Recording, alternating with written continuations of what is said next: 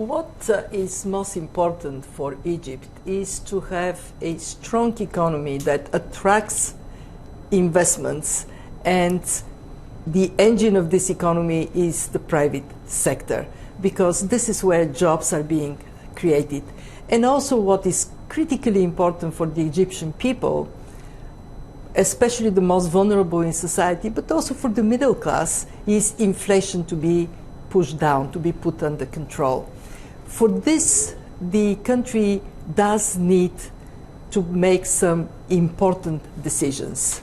One is to move towards inflation targeting and to get the eyes of policymakers focused on inflation. A second one is to build more resilience of the economy to the shocks that we now see are coming so frequently. And a flexible exchange rate is a shock absorber. So that's why it is important for the country to eventually move to flexible exchange rate. Flexible or floating? Well, the way governments decide on that depends on domestic conditions. It depends on the strength of their reserves. It depends on how they see the economy performing. In the case of Egypt, what we are striving to achieve is to give a big boost of confidence for the Egyptian economy on the basis of significant support package.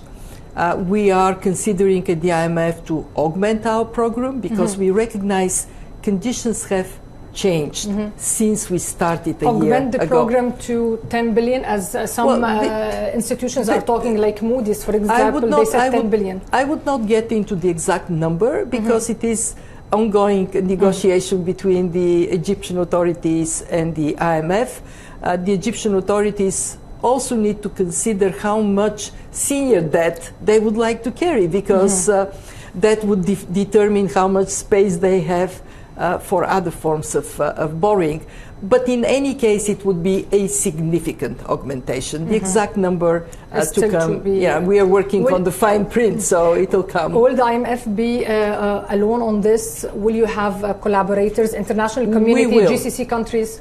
We will have. We will work together with Egypt's partners, among them the World Bank. The World Bank, provided we reach an agreement with Egypt, they are very keen to be a significant source of support.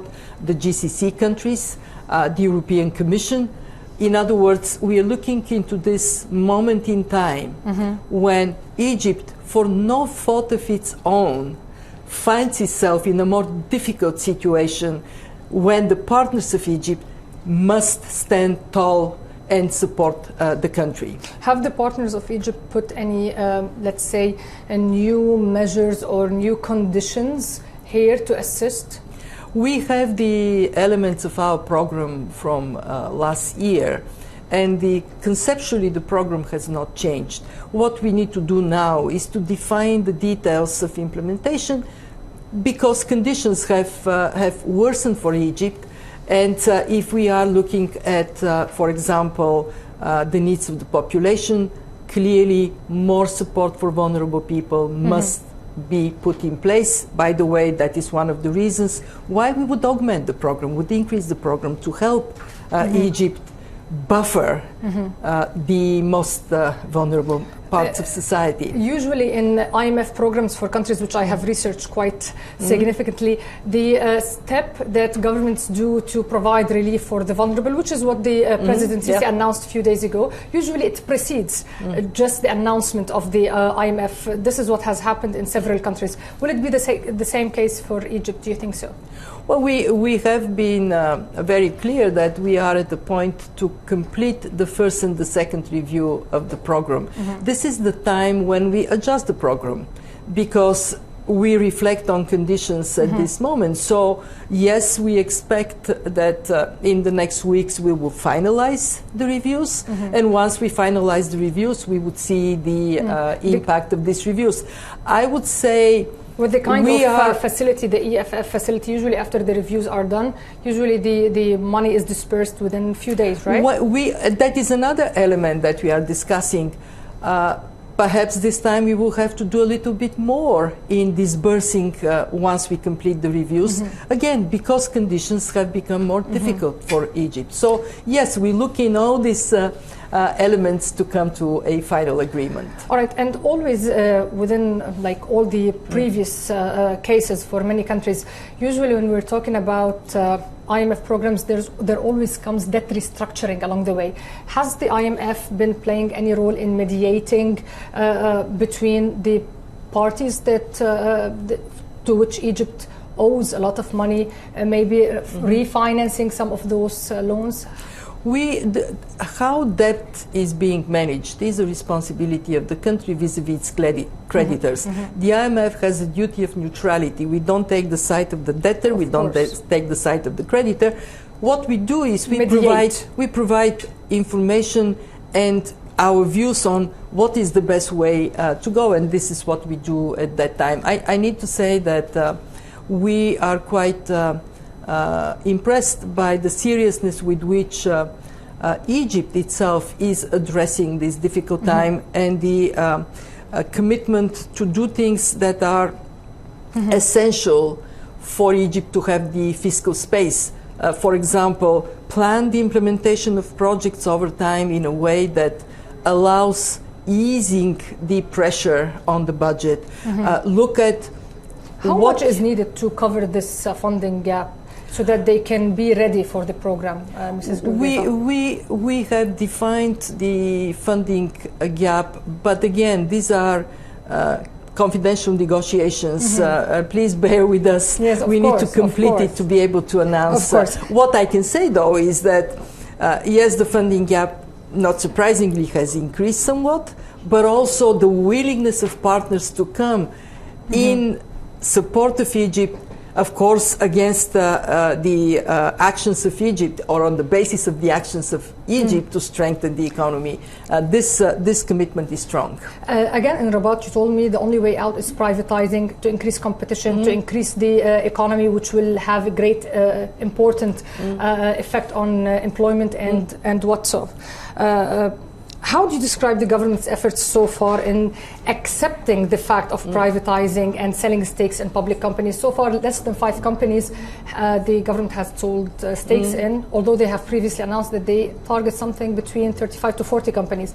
How do you assess how they have been going about this? For fairness to the government, the crisis next door, the conflict between Israel and Gaza, has made the investment environment more difficult.